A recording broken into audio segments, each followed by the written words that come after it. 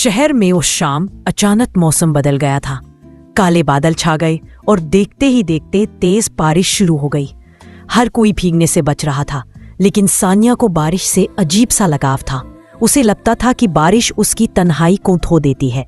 वो अपनी छत पर खड़ी होकर दोनों हाथ फैलाकर बूंदों को महसूस कर रही थी। उसके चेहरे पर मासूम मुस्कान थी। उसके लंबे बाल भीगकर पीठ पर चिपक गए थे और उसकी सफेद शर्ट इतनी भीग चुकी थी कि उसके भीतर का बदन साफ झलक रहा था।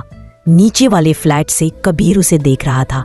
कबीर 29 साल का मजबूत जिम ट्रेंड शरीर वाला लड़का था। उसकी आंखों में हमेशा एक रहस्यमयी चमक रहती थी। वो कई बार सानिया से लिफ्ट में मिला था, लेकिन दोनों ने कभी ठीक से बात नहीं की थी। पर उस दिन जब उसने उसे बारिश में भीगते हुए देखा तो उसकी सांसें तेज हो गई। उसकी नजरें सानिया पर टिक गई। उसके भीगे होठों से लेकर उसकी नर्म गर्दन तक सब कुछ जैसे उसे अपनी ओर खींच रहा था। अचानक बिजली कड़कने लगी और सानिया डर गई। वो भागकर नीचे आई, लेकिन सीढ़ियों पर फिसल गई और गिरने ही वाली थी कि पीछे से कबीर ने उसे पकड़ लिया। सानिया का पूरा बदन कबीर की बाहों में आ गया। दोनों की नजरें मिली और कुछ सेकंड के लिए समय रुक सा गया। सानिया के होठ कांप रहे थे, उसकी सांसें तेज थीं। उसने धीरे से कहा, थैंक यू। कबीर मुस्कुराया और बोला, अगर मैं न पकड़ता तो तुम सीधा मेरे दिल में गिर जाती। सानिया शर्मा गई और उसकी आंखों में भी चमक आ गई। कबीर ने उसे धीरे से खड़ा किया और कहा, तुम पूरी तरह भीग चुकी हो। अगर चाहो तो मेरे घर चलो, वरना सर्दी लग जाएगी। सानिया ने हल्की हिचकिचाहट के बाद हामी भर दी। कबीर का कमरा गर्म और आरामदायक था। उसने उसे तौलिया दिया। सानिया ने शर्ट उतारी और तौलिए से बाल सुखाने लगी। उसके भीगे बदन से पानी की बूंदें फर्श पर गिर रही थी। कबीर की नजरें बार बार उसकी ओर खींच रही थी। सानिया ने गौर किया कि वो उसे देख रहा है।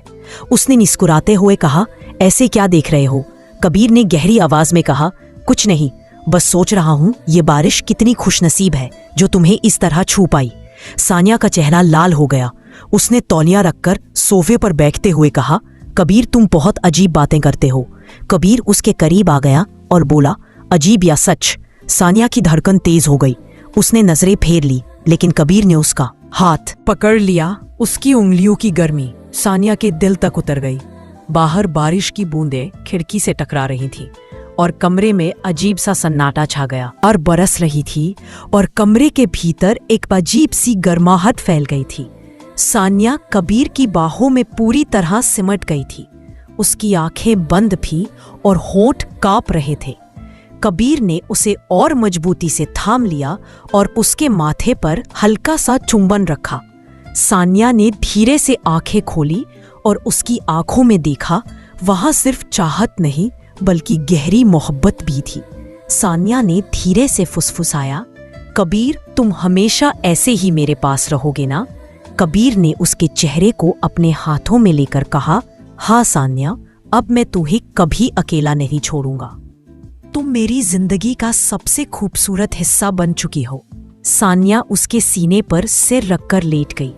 बाहर बारिश की बूंदें खिड़की से टकरा रही थीं और भीतर दोनों की धड़कनें एक लय में चल रही थी। सानिया ने कहा, ये रात मेरी यादों में हमेशा के लिए बस जाएगी। कबीर मुस्कुराया और बोला, ये तो हमारी कहानी की शुरुआत है, असली सफर तो अब शुरू होगा। उसने उसके बालों को सहलाया और दोनों एक दूसरे की बाहों में सिमटकर यूं ही पड़े रहे जैसे वक्त थम गया हो। बारिश धीरे धीरे थम रही थी, लेकिन उनके दिलों में जो तूफान उठा था वो अब कभी शांत होने वाला नहीं था।